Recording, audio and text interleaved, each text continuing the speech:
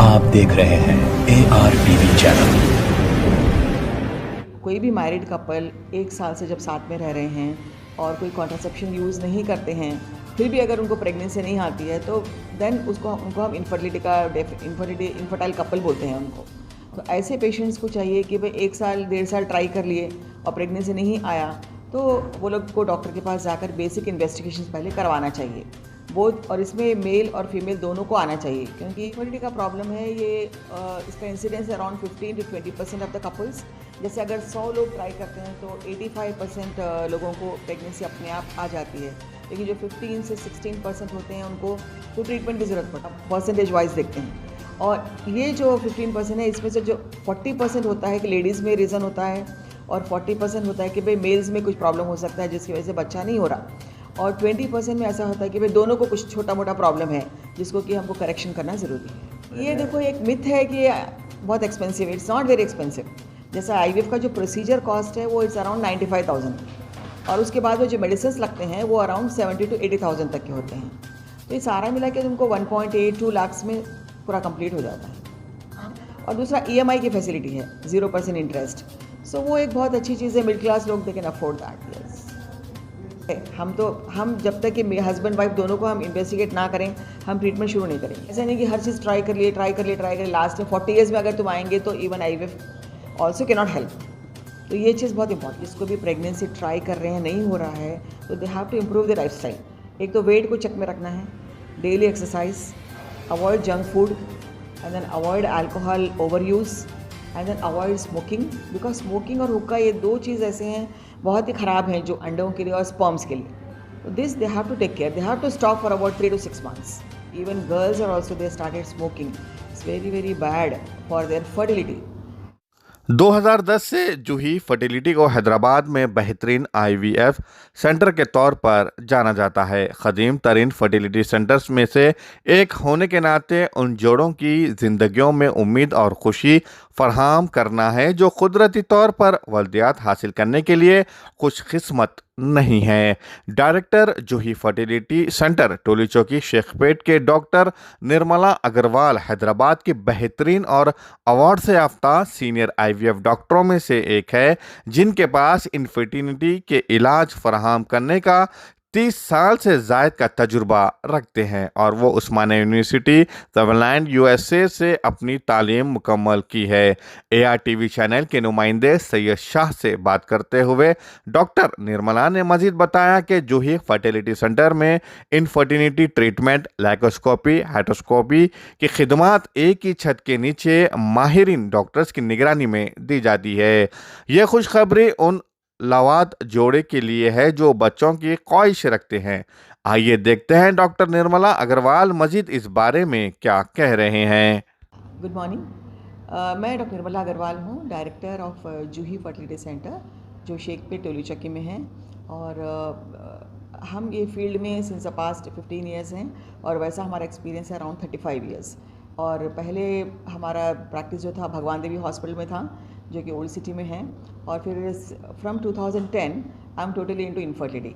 तो अभी हमारा जो सेटअप है ये सारा इनफर्टिलिटी चाइल्डलेस कपल्स के लिए सेंटर है, जहाँ पर कि male female infertility, laparoscopy, hysteroscopy, IUI, IVF, ICSI, ये सारा ट्रीटमेंट यहाँ पर होता है।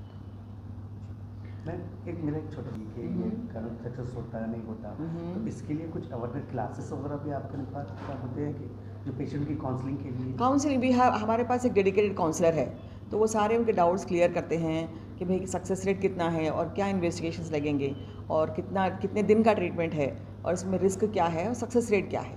तो ये सारा काउंसलिंग होता है। इनफर्टिलिटी होती क्या है मैडम? हाँ, देखिए इनफर्टिलिटी का डेफिनेशन ये है कि कोई भी मैरिड कपल 1 साल से जब साथ में रह रहे हैं और कोई कॉन्ट्रासेप्शन यूज़ नहीं करते हैं, फिर भी अगर उनको प्रेगनेंसी नहीं आती है तो देन उनको हम इनफर्टाइल कपल बोलते हैं उनको। तो ऐसे पेशेंट्स को चाहिए कि भाई 1 साल 1.5 साल ट्राई कर लिए और प्रेगनेंसी नहीं आया तो वो लोग को डॉक्टर के पास जाकर बेसिक इन्वेस्टिगेशन पहले करवाना चाहिए। बोथ और इसमें मेल और फीमेल दोनों को आना चाहिए, क्योंकि ये जो इनफर्टिलिटी का प्रॉब्लम है ये इसका incidence around 15 to 20% of the couples. जैसे अगर 100 लोग ट्राई करते हैं तो 85% लोगों को प्रेगनेंसी अपने आप आ जाती है, लेकिन जो 15 से 16% होते हैं उनको ट्रीटमेंट की ज़रूरत पड़ती है। तो उस इतना वो इंसिडेंस है इनफर्टिलिटी का. So it's not a small thing. Like 1 in 6 to 7 couples को इनफर्टिलिटी का प्रॉब्लम होता है अगर आप परसेंटेज वाइज देखते हैं. और ये जो 15% है इसमें से जो 40% होता है कि लेडीज़ में रीज़न होता है और 40% होता है कि भाई मेल्स में कुछ प्रॉब्लम हो सकता है जिसकी वजह से बच्चा नहीं हो रहा. और 20% में ऐसा होता है कि भाई दोनों को कुछ छोटा मोटा प्रॉब्लम है जिसको कि हमको करेक्शन करना ज़रूरी है. IVF ट्रीटमेंट क्या है मैम? हाँ, IVF का मतलब ये होता है कि इन विट्रो फर्टिलाइजेशन. तो उसका मतलब क्या है? Vitro means outside the body. So जब भी हम अंडा और स्पर्म को अगर हम फर्टिलाइजेशन की जो प्रोसेस होती है उसको बॉडी के बाहर करते हैं, टेस्ट ट्यूब में करते हैं, लैब के अंदर करते हैं, इंक्यूबेटर में, तो उसको हम टेस्ट ट्यूब बेबी बोलते हैं. That is IVF. In a layman's language it is called test tube baby. और इसके लिए हमको क्या करना पड़ता है? लेडी को 10 days तक डेली इंजेक्शन देते हैं ताकि हमको ज़्यादा अंडे तैयार करना पड़ता है. नेचुरल साइकिल में सिर्फ एक अंडा तैयार होता है, इसमें हमको 10 से 12 अंडे की ज़रूरत पड़ती है. तो जब ये अंडा तैयार होता है तब उसको एक छोटा सा प्रोसीजर से उसको निकाल लेते हैं अल्ट्रासाउंड में देखते हुए, और फिर इसको हम हस्बैंड के स्पर्म से मिला करके इंक्यूबेटर में ग्रो करते हैं फॉर अबाउट 5 days. तो 5 days के बाद एक छोटी ट्यूब में लेकर के उसको यूट्रस में ट्रांसफ़र करते हैं. सो ये प्रोसीजर है जिसको कि हम IVF बोलते हैं. तो क्या ये सेफ है मैम? 100% सेफ है. There is no problem. आजकल इतने अच्छे मेडिसिन आ गए हैं इसमें कि जो पहले जो रिस्क था एक हाइपर स्टिमुलेशन का वो भी अभी ज़ीरो हो गया है. अदरवाइज़ पहले क्या है एक 5% पेशेंट्स को OHSS करके होता था, ओवेरियन हाइपर स्टिमुलेशन सिंड्रोम. अभी now it is a zero. एक बार इनके लिए भी उनको ये सेम प्रोसीजर की जरूरत इसमें क्या होता है, जैसे उसको हमने इनफर्टिलिटी उनको IVF हमने क्यों किया? अगर सपोज उसे दोनों ट्यूब ब्लॉक हैं तो उसको हर बार IVF ही करना पड़ेगा. और अगर सपोज कुछ और रीज़न अंडे नहीं बन रहे हैं या फिर वह और कुछ प्रॉब्लम है तो फिर सेकेंड टाइम अपने आप से भी होने का चांस होता है. 30% हमारे पेशेंट्स ऐसे हैं जिसको कि हमने फर्स्ट टाइम IVF किया और सेकेंड टाइम वो अपने आप कंसेप्शन हो जाता है. मैम मेरा एक छोटा सा सवाल, इतना एक्सपेंसिव ये देखो एक मिथ है कि बहुत expensive. It's not very expensive. जैसा IVF का जो प्रोसीजर कॉस्ट है वो इट्स अराउंड 95,000 और उसके बाद वो जो मेडिसिन लगते हैं वो अराउंड 70 to 80,000 तक के होते हैं. तो ये सारा मिला के तुमको 1.8-2 लाख में पूरा कंप्लीट हो जाता है.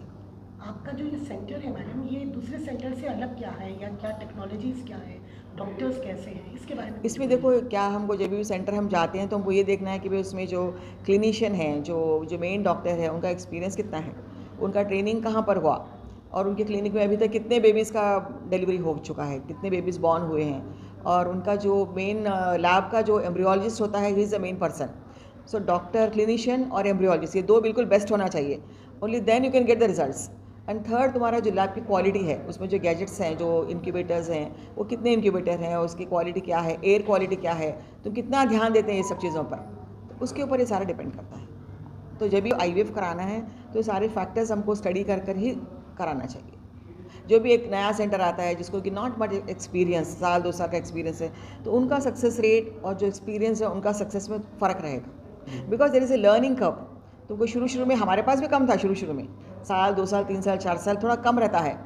धीरे धीरे तुमको पता चलता है कि भाई कौन से पेशेंट को कैसा ट्रीट करना चाहिए और ट्रांसफ़र की जो टेक्निक है वो क्या यूज़ करना चाहिए. That's how you improve every year.